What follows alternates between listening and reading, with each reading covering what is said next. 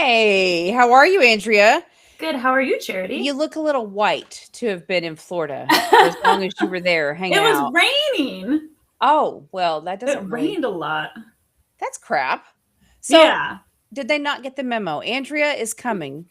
The Sunshine State. Sun must shine. So, what do you do in Florida when it rains? I mean, it was actually really fun because out here in Nevada, we don't get rain like that. It was like we were Okay. walking into Orlando, Universal Studios, and we get off the bus. The moment we get off the bus, it just came down like buckets on us. We were laughing. We had to get the ponchos and everything. And like, it's like That's your fun. shoes are soaking wet. It was like we had taken a shower. It was You did the funny. ponchos? We That's had to get the ponchos because we were like wading through like rivers and streams to just get into the park. It was funny. well, it's been raining in Oklahoma for like 3 days straight. Yesterday, for the first time ever, and I've driven in torrential rain. But I'm driving to Oklahoma City, and it's like I am driving upstream in a river. Like, Yeah. I couldn't pull over, and it was just coming. It was really I'm like, "They tell you not to drive into fog," but that's exactly what I was doing because you could not see where you were Couldn't see going. You were anything. just Yeah. hoping that everyone was smart enough to have their lights on, and, I'm just thankful angels tr go before me and make a way for me because, Hmm. that was dangerous You stuff. needed a boat. I needed a boat. Yeah, I felt like I was, navigating a ship, but I've never done the poncho thing. So I don't know. I'm always I'll like, send "It you the won't melt." picture. I I'll send think you I the want picture pictures. I of think you us in should our show everybody ponchos. pictures. Do you have pictures now of you in a poncho? I think everybody should get to see it. I may get it and coax it and put it on the bottom of the Substack on this. We'll see what I can pull out of Andrea. Andrea, the toughest like person I know wears a poncho. I don't even know what's true about that. Like I know you don't melt. You know what? I got to I don't know spend if you some can see time. it. There's some ponchos. I see the ponchos. Oh, Yeah. that's funny. That's funny. And you didn't see too many wearing masks. Well, you were on good No. behavior because you're with your children. Yeah, it wasn't. I mean, it's Florida too, so everyone's usually pretty cool in Florida. But no, Well, yeah, they've got there wasn't a Ladapo whole lot of there, masks. right? Yeah. Ladapo's there saying, "Hey, here's some common sense. Here's some Oh, truth." he's And so common sense. so, I love how he's just like, why don't we let people choose? And why don't we just not make these crazy vaccines and this and that and the other thing mandatory? just a thing. Yes, I weird. saw a lot of our mutual friends this week. I got to spend a Hmm. lot of time with Tom, which was really good. You see him more than I do. I only get to talk to him and see him on Zoom. I got to spend more time with Anne Vanderstill, who is a very Yes, good friend of yours. yes. And I love I Anne. really enjoyed the time with her. She is a fantastic. She's She's very all smart. fire. She's all fire, but she's really intelligent, and she's one of those people who've been in this a long time. Well, And she was she, yeah. very personable. I was watching Hmm. her and I noticed she notices stuff that's going on in the room that she doesn't say and she just responds. Like she's very highly socially intelligent too. Hmm. It Yes, was she is. I She's a really enjoyed master time with her. communicator. When I see her doing her, because she's been basically like a news anchor, like high level, very Yes. professional for a long time. So she's Yes. not just like one of like us, you and me, doing Right. the podcast. Well, we Like just got on and said true. Yeah. we're doing a Full podcast. I mean, throttle. she is like when she interviews someone, she's smart as a whip. Like I had Yeah. one of our geoengineering attorneys, and he's federal. Blake Horowitz. We've had Yeah. him on, but he's very highly intelligent. He's kind of intimidating because he's like the Right. federal attorney that you can tell he's very very educated. And he got off of his interview with Anne and said, "Wow, she knows a lot about this." And I said, "She doesn't interview people like Without lightly. research. She does her research." Yes. Yeah, she's very I was really impressed and I thought, okay, well, I've met her a bunch of times, but I hadn't really talked to her much more than I don't know if she was ever at a dinner we were at, probably, but that Mm-hmm. was the most I'd ever talked to her, and I was impressed. So, and it was good to see Tom and good to see all our old people. I saw our old boss. That was kind of good for Mm-hmm. the soul. Yeah. So I got to anyway. It was good times, good times. But Good. I missed you. You were supposed to be there, but you were out gallivanting around. I can already tell I'm in trouble. That's okay. You know what? If you I'm were gonna going to have to be make it up to you. anything else you were doing, I'd be mad, but being with your kids, I can't get mad at you for that. Like, that's the best part of life. People kinda miss that's what it's about. So and by the way, they grow up faster than I mean, like, it's Well, you warn me all the unbelievable. time. I was like, he's turning 16, and you're like, oh well, he's already an adult. Yeah, Like, be prepared. so he turns 25 tomorrow, and I mean, that's how fast it goes. Yeah. I know I've said it 'cause probably on this show because 'cause I've quoted my friend all the time, where it's about 5 years ago. A friend said to me, "I got to 80 a lot faster than I got to 20." And it just hit me because I know that's true. And I'm like, "Okay, I'm never talking to you again. We're done." Like, but it's true. So you gotta if you're gonna go you can take a vacation with your kids, that's priority. Hmm. 'Cause, the rest of us will miss you. Your kids will grieve you on a level. Your kids, that's your legacy, and, Hmm. your family, that's what matters the most, and so we can't lose sight of that in this space. I've seen a lot of people lose sight of it, and it's easy to. Hmm. You've got to put them first. So, Amen. anyway, I don't fault you, but I'm gonna give you a hard time forever. So, just That's because fair. it's fair. You're gonna have Hmm. to make another trip. Actually, Kendra and I think we're gonna come and invade your house. We've already discussed Okay, it. That's perfect. happening. Yeah, that's happening. I would love that.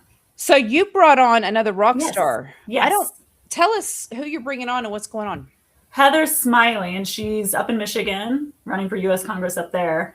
And I had the honor to meet her through Check My Vote, who are doing endorsements for her because they're proudly endorsing her. But you can check them out at checkmyvote.org. And obviously, they are all about cleaning voter rolls and election integrity issues. And so I did a little interview with her, and I just was super impressed with she's bringing a background with her, a very highly professional, intelligent background, using common sense that she used in business. And she's explains how she feels like she can go in and almost like Doge style apply this to when she's in office. And Michigan needs her desperately. As we know, there's a lot of going on in Michigan, and she's fighting in this Speaking of purple area. But you know how it is with the elections and stuff up there. We need people to be fighting like her, so we need to get her in office. absolutely. By the way, I saw your other little friend from Michigan that I adore as well, Bernadette. I got to Oh, meet Bernadette. Bernadette and Yep, talk to her. Bernadette Smith. Yep. Anyway, so you missed all the fun. I'm just gonna say it again. That's okay. It's like you went to Florida and there was no fun there. I mean, it rained and you wore a poncho, you know? Sorry. I'm sorry. Okay, let's bring on Let's Miss bring on Heather Smiley, right? Heather Smiley out of Michigan. Heather, welcome to the show. How are you, first of all? I'm awesome. Thank you so much for interviewing me today. I'm so glad you came on. I have a couple of like first out of the gate concerns, right? You said Andrea says that you've got a Doge style way that you want to manage things and common sense. So these are words that do not coincide with the United States government. Are you sure you know what you're walking into? They're not going to know what to do with common sense. Did you see what they did to the last guy who did Doge? The Yeah. guy's like a billionaire and he's like, "You know what? Forget it." So I'm just saying, are you ready for that kind of fight of walking into it's like Idiocracy? Did you guys see that movie, Idiocracy? Mm-hmm. Right? It's like Heather, have you not oh my gosh. So Idiocracy is based on the premise that all of these smart people waited to have kids and had less kids, if any at all, right? They waited till they were older, they had less. And then all of the people that were not as bright just kept breeding. And that happens over and over and over until society gets to this point where everyone are complete idiots. They're like watering the crops with Gatorade and can't figure out why they won't grow, right? Like the whole thing. This is like a world pandemic. They That's can't what figure it plants out. crave. Yeah. I just can't. So the whole movie. So it's like I feel like the government a lot of times that's a lot of what you're dealing with, right? It's like my 5-year-old could do the DMV a lot more efficiently, right? Mm-hmm. So do you think common sense is do you really want to go into this realm with common sense? Do you know what you're up against? You're Well, walking into the world of idiocracy. yeah, well, I like to think I'm walking in with my eyes wide open, and I'm sure there's going to be surprises along the way. But um, after after working in the business world for 32 years, you get to a point in your career where you want to skip from doing to mentoring others and to making things better, and that really reflects the end of my career before I retired. And one of the things I want to do is I don't want to just take all that knowledge that I have and let it sit on the shelf somewhere. So I thought, gee, I can apply it not only to make, you know, better things better in Michigan, but in the country. So that's really where I want to take my experiences and apply them to the deep state swamp. Well, there are some good creatures in that swamp that are not really swamp creatures. I do know that we do have some patriots, but I don't know that we have enough to make a difference yet. So the first several years till we can send in some more reinforcements are going to probably be painful if you are operating on common sense and intelligence. Yeah, absolutely. And one of the things I was known for in my place of work was really looking at problems logically and solving them. So I was kind of like a fixer. Yeah. So I applied those business principles every day, and I thought, geez, if I can do the same thing at the federal government level, not only will it make life the conditions better for voters, but as a nation as a whole, if we can make it safer, improve the economy, and lower our national debt, that's where I'm at.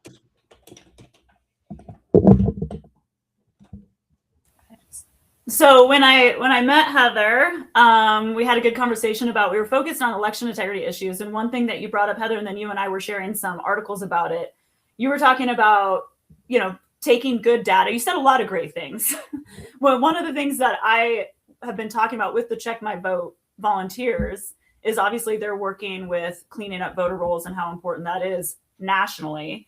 And we were talking about, I understand each state has their own parameters and can do things a little bit differently, but it's hard when there's not any type of systems at the federal level to standardize any of, like you had said, the data sets. Can you talk a little bit about that? Yeah, sure.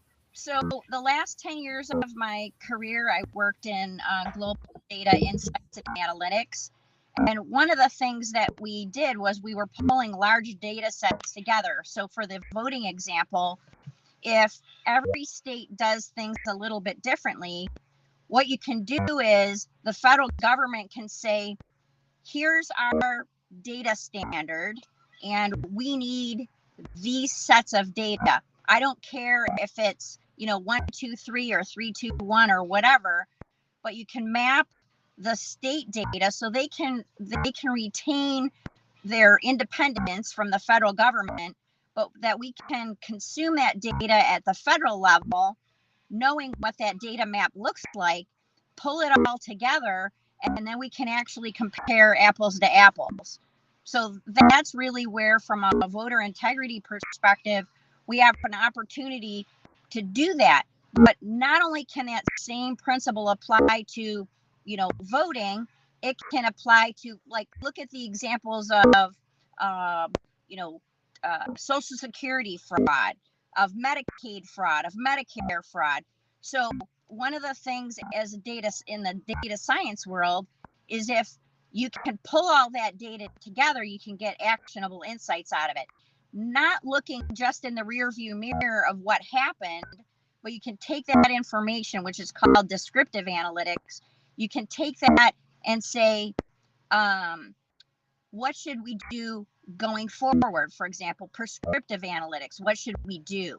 So that's kind of where taking the whole sphere of data together and taking a logical approach of how to bring it together not only is a benefit for the states, for example, but in where the data needs to go to the federal government for federal federal programs, even at the universities, because universities get a lot of money for research from the federal government. Having those data standards lets the federal government ingest that data and truly make sense of it. So what does it look like? I mean, that sounds, like I said, like common sense. But no, I actually think that you would get get them to listen to you if in Congress. What does it look like? So you're grassroots, right? And so when you've got patriots running for office, I know my dealings have been I fight the rhinos hate me more than the Democrats, right? It's really interesting to me why we're on the same team, right? I don't I'm no the Democrats are no fan. Let's just but the rhinos seem to have an issue.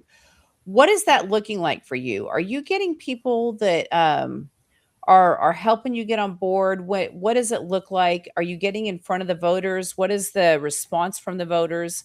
Have you guys had your primary? Are you in the runoff, or how's that working in Michigan? So that's Okay. like 4 questions. Good luck with Yeah, that. yeah. I'll try to touch on all of those.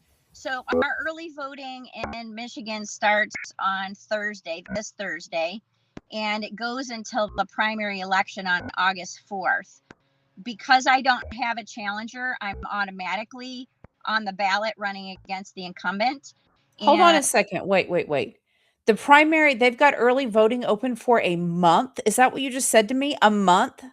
yeah, Yeah. That should be illegal. What? It So should what be. are criminals like just making the laws there? I don't are we like how can we cheat and it be obvious as crap? You're going to do common sense out of that? yeah. Okay. I And, just okay. right. And the fox is in the hen house because our Secretary of State is running for governor. So There's no conflict of interest there So at it's all, like folks. it's like Arizona Nightmare and On steroids. on Yeah. steroids. Wow. So how is that even hold on. I mean, we understand that it's not ethically okay to do that, but they're saying that legally this is okay. Like they're really like, we're good. There's nothing wrong here. yeah, they changed the laws. I'm actually a victim of voter fraud. I was telling Andrea. No. Yeah, there was but it's documented. There was a Chinese national at the University of Michigan who voted and then realized they shouldn't, or somebody told him. So he said, "Can I have my ballot back?" And they said, "No, you can't." And oh, by the way, his vote still counted. And even though they took his passport, he somehow got another passport and he's no longer in the country. Do you need your ID to vote?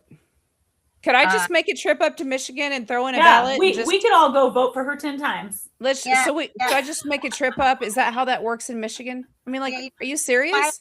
file an affidavit and saying So- you are you can vote. Yeah.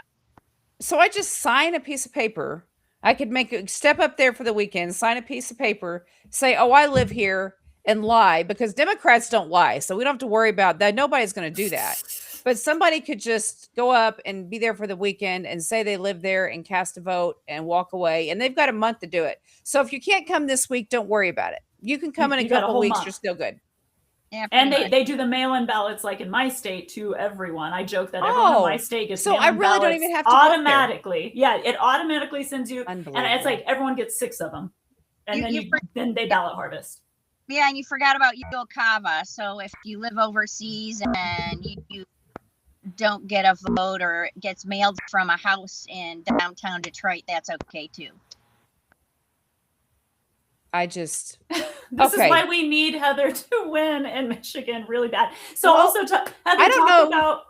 I'm sorry. I just don't know that they're even like trying. Like, you can. Are they going to, like, if you come in with common sense, I hope they don't try to kill you or something. Like, these people are not even trying to be fair.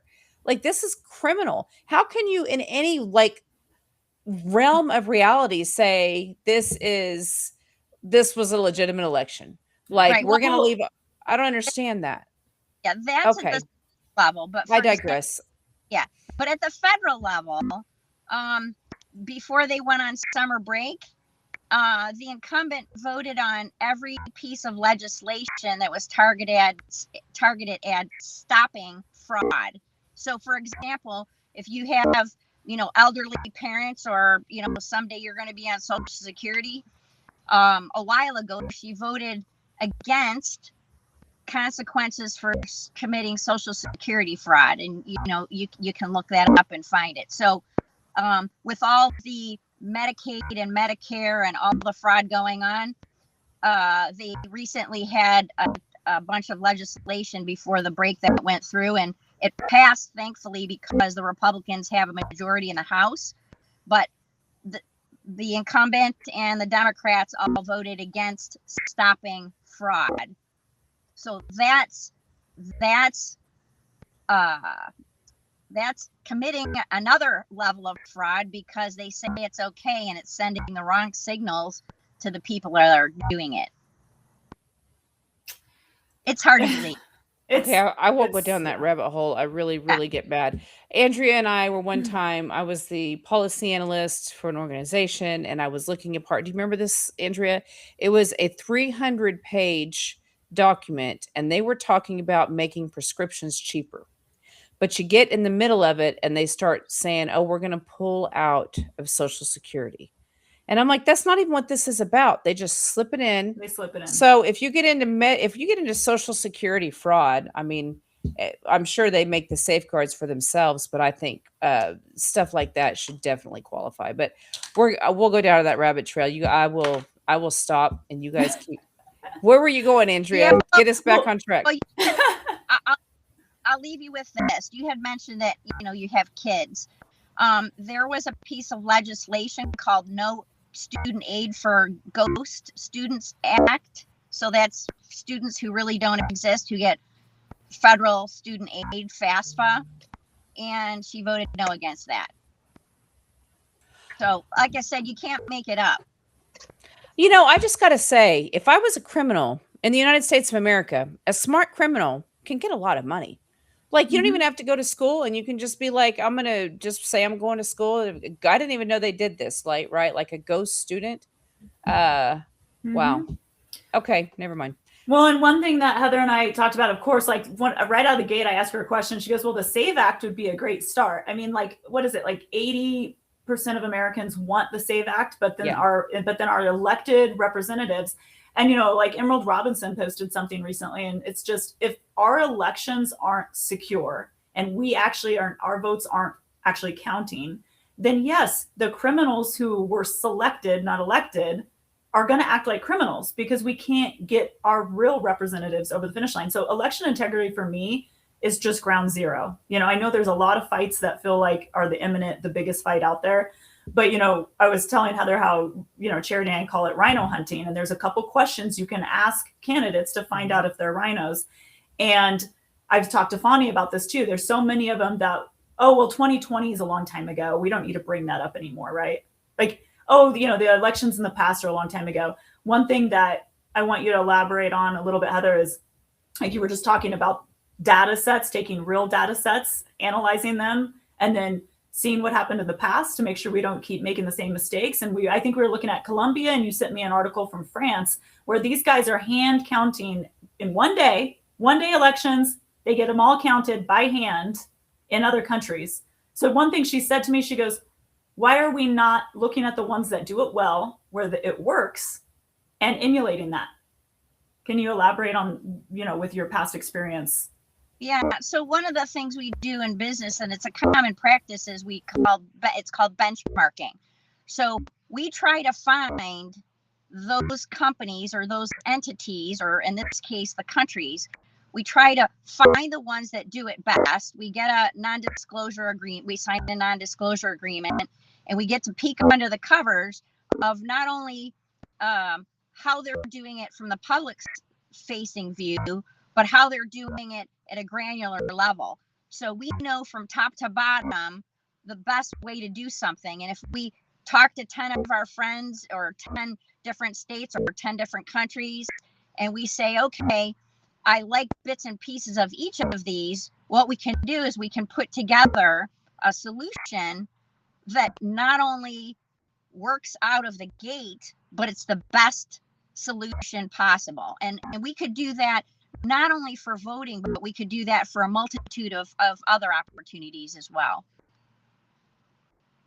So basically, don't reinvent, just optimize. Exactly.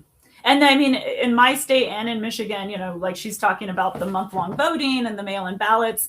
And when we talk to our good friend Seth Keschel, he tells me all the time, your state pretty much does there's like 17 points. They do them all wrong. But it's really legalizing the steal. And for my state, we're next to Arizona, and it was like around the emergency orders of COVID, right? Because that was their justification, is when you're under an emergency use, they can make all these crazy ideas, into law.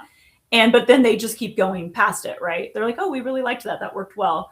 And so it was like during, the dead of night on like Christmas Eve or something, they do the same thing to Arizona as they do to my state. And they basically, I call it legalize the steal. So having elected officials come into office. And you had a great story about speaking to a Democrat about this, because I love crossing party lines and talking about things that I don't think should be partisan. And I don't like the way they're always just trying to get it to be a right and left issue when we're Americans. And most Americans I speak to all want the same thing. They want safety in the streets. They want to be able to raise their kids, be able to make decent money, and they want their kids to get a good education. They just want to be safe, but free and safe and all that stuff. And so Democrats and Republicans actually sometimes agree on some of these basic things. Election integrity, I keep saying, should not be partisan at all. And so explain the conversation you had a little bit to a Democrat. Yeah, you had with a Democrat. Yeah, so I was actually at the polling location because this is the second time I'm running. And I was at the polling location, and it was at the end of the night, and there were two Democrats wearing Democrat shirts and me. And I said, hey, have you ever talked to, which just us three of us here, have you ever talked to a Republican before? And they started laughing, and they said, no. And I said, well, you got me here by yourself. Why don't you ask me questions? They asked me a ton of really thoughtful and good questions.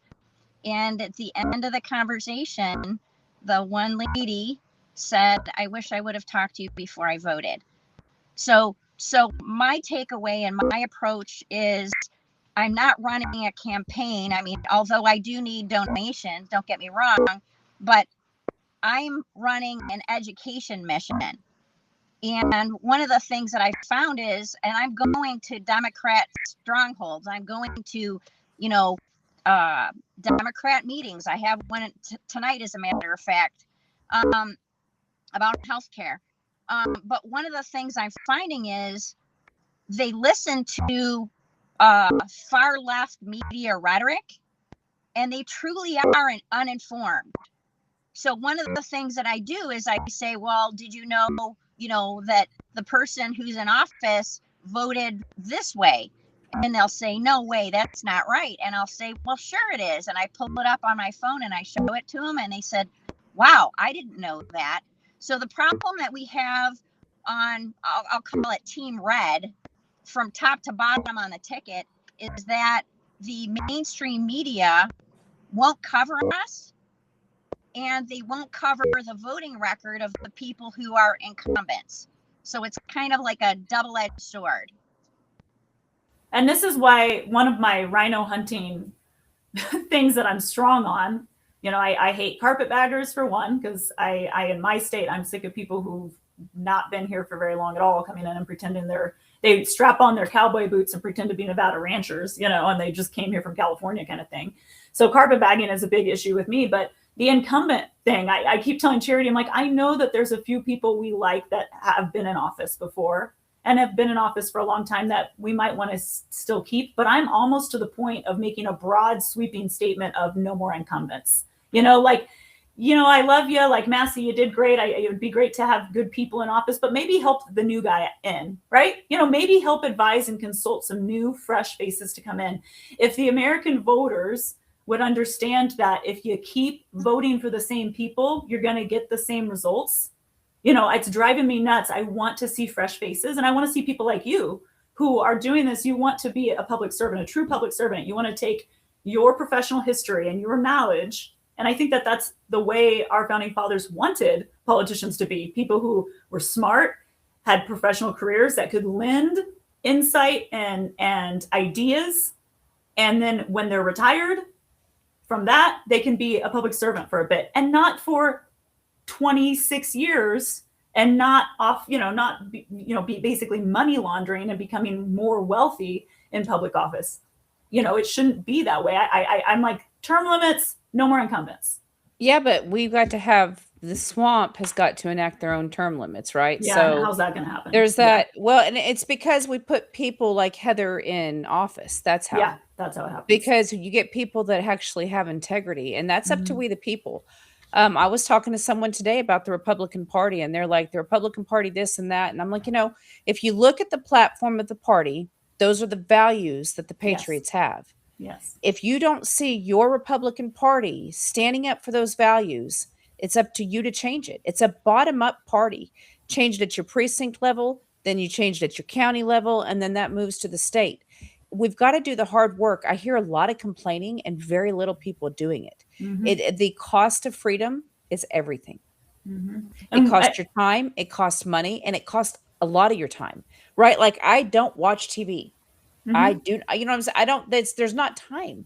mhm. And so, and we're constantly reading, we're constantly getting stuff done, we're constantly going to meetings. When we took back Oklahoma, we were on meetings at Thursday night. I would be on meetings till 10 o'clock at night. One was strategy and one was parliamentary procedure. For 2 years, we did those meetings every Mhm. Thursday night because the Patriots work, and that's what it cost. It's Yeah. going to be your time on that. It's interesting. I do have a question about the press. So in Oklahoma, the way they decided which candidates were allowed the press was by how much money they had raised or whether they were polling. Yeah. Now, what it Mhm. showed at the end was that the polling numbers weren't accurate No, because the guy they that they never were are. saying was third Yeah. was not even close to third, right? And Yeah. so it was, well, I mean, okay, so he was close to third, but the numbers weren't close to the guy that was third. Yeah. And so it was, and it was an upset, right? Nobody saw that one coming. So I don't know if is that how they're doing it there? No, How do you guys feel about lobbyist money? I think we should have lobbyist money. I think we should trust you to take the money and not be beholden to where you get the money, but it takes money to get in front of the voters. And so, the grassroots in Oklahoma really were no lobbyist money, and I didn't agree with that. Is that factoring into why you weren't getting any press, or what? How do no. they say that they're doing that? So in Michigan, like I said, it's just the incumbent and myself. So they could give us equal time, but they're giving me no time, unfortunately. And I have performed outreach. So I've basically been relying on I'll call it alternate slash social media to get my name out there because they're not covering me. Um, and it's not related to funding, but you had mentioned taking PAC money, for example. That's kind of where I would be selective. We have an energy monopoly in Michigan, which we've had so many uh, utility increase and costs just in 1 year. It's crazy. So I would be selective, but either way, the boss I used to work with said, "Oh, Heather, you're too black or white," and there's a gray area in there. And for me, it's integrity and character. If I'm going to take the money, like for the automotive industry, if one of the OEMs, the big three, the automotive industry, if they gave me money, I could make good decisions based on the automotive industry and manufacturing in general because I was in that industry. And that extends to supply chain and logistics and all the other things that go into running a business. But if I were to, I wouldn't be taking money, for example, from one of the two utility companies in Michigan because I don't like what they're doing. So that's kind of where, I think anybody who takes money, yeah, it takes a lot of money to get across the finish line, but it's really dependent on the character and the values of the person that's taking that money and what they do with it, and whether or not they cave to every piece of legislation that comes across the desk, or if they use sound judgment and make the right decision. Yeah. Well, my Again, thought she's on so that, common sense, isn't I she? know. My And when thought on she that when she is, said she's black and white, I'm like, oh, that's Charity and I. There's no gray area. There's right and wrong in this world. yeah, I This is agree. black and white. Actually, I understand, and I think that there is value, and there were some candidates that I think very highly of that see it your way. Mm-hmm. I have not run for public office. State chair is the worst. I don't think I like politics. Running is not fun. Everything is your fault. Somebody else does something and you get blamed. It's not fun. But regardless, I would, if I were to take, I think you take the money because you're only going to get it one time. because that's up to you. It's honorable to say I'm not going to take it from anybody. I also think that the riches of the wicked are stored up for the righteous, and there is also nothing wrong with taking it. You need it to get in front of the voters. The Yep. everyday voter does not get to the meetings; they are not Yeah. informed, and so they go with the name that they saw the most, and that's going to depend on how many mailers they got. We've got to quit pretending as grassroots that we can win it without money. We Without can't. anything. Yeah. And that's the thing We is have I keep saying we can't be bringing a knife to a gunfight. That's why I love the media. I love what you're saying, Heather, about, yeah. the social media, because the Democrats are good. They're good at that. Soros is dumping tons of money into messaging, into marketing, into getting in front of people. And so we can't ignore it. And I think the biggest thing that we're hitting at is making sure you vote for people like Heather who have integrity. And when it comes to Republican platform, people, are complaining a lot, saying, upset that the Republican Party looks like it's, very corrupt as well. It's not that one's good and one's bad. There's corruption everywhere. The only way for us to fix that is to elect people who have values. And one thing Heather told me, we had that story about reaching out and talking to Democrats. Her common sense got through their head and they said, well, this makes sense. But she also brought up, but I'm Christian, conservative, Republican. I stand on the Republican values. So I'm running as a Republican. But when it comes to running a government the right way for all the people and representing your state with the common sense values, it's like I want to vote for people who are Christian conservatives. Honestly, I do. I want you to have values and morals. Hold on. Christian nationalist. You got to We're be all careful Christian with nationalists. that. I'm a proud Christian I know. nationalist. It's like, say that again, really? Aw, thanks. but I guess in terms of religion, right? And that was the founding, Judeo-Christian principles of our country. But one of the things that I found in reaching out to people with, that are Hindu or Muslim or the Falun Gong, for example, if you look at the basic goodness tenets of religion, we all have traditional values. We all want to do the right thing. And that's kind of where I found common ground with people from all religions and all ethnic backgrounds.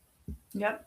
And Heather's I connected with her. I hope, again, Charity and I are going to go visit and vote for you 10 times like the Democrats do. Well, we've got a month to make the trip. Yeah, we have a month to make the trip. We'll make sure we're voting for you. But no, we need everyone in Michigan to find out about Heather, because again, you're not going to find out about Heather in the mainstream. So hold on. Now we have rhinos, right? Somebody else had an affair in my state. I did nothing. And they are beating me up. So it has to be said out loud because I'm dealing with 5-year-olds. We're kidding. I'm not going to Michigan. I'm not going to vote. The things I have to say out loud, right? I'm kidding. This is not happening. I always have to say I'm not inciting violence. I just get very worked up, like Joey Gilbert. It's like, he's got the Italian blood. So he's like, I'm at a 2. Everyone thinks I'm at a 10 all the time, but I'm only at a 2. It's like, we're passionate. I'm a passionate A 2 patriot. for Joey is an 8 for most people. You can handle it, right? And people get upset when I cuss. I usually only cuss if someone brings up Fauci. And I feel like that's fair. That's fair. There are lines. The incumbent did an interview recently, and she used the F-bomb when a constituent asked her a question. Wow. And I can assure you that I will not be dropping an F-bomb on a constituent.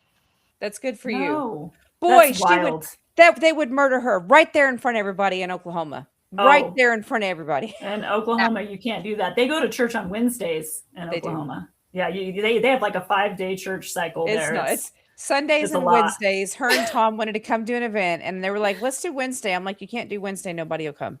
They'll be like, well, there'll be a lot of people. There'll be some that come, but most of them will be like, well, can you do it when it's not a church night? Yeah. It's the Bible Belt, right? So I love the Bible Belt. Got to give me a hard time.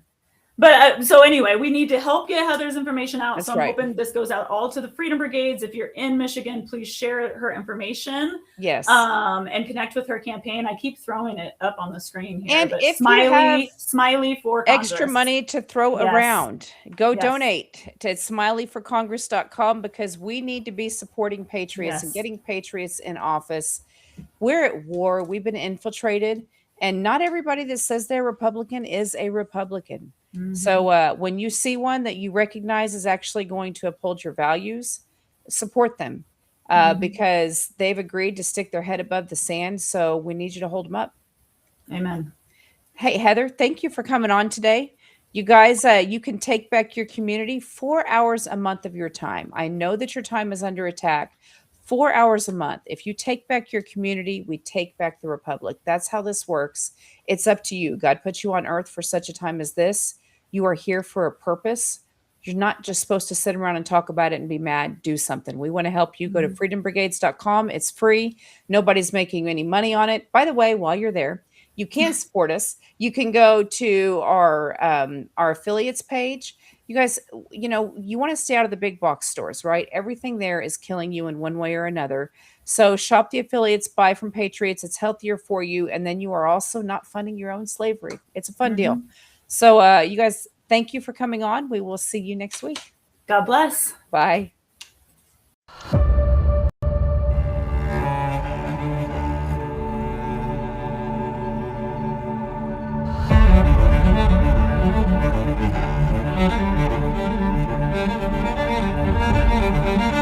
Thank you.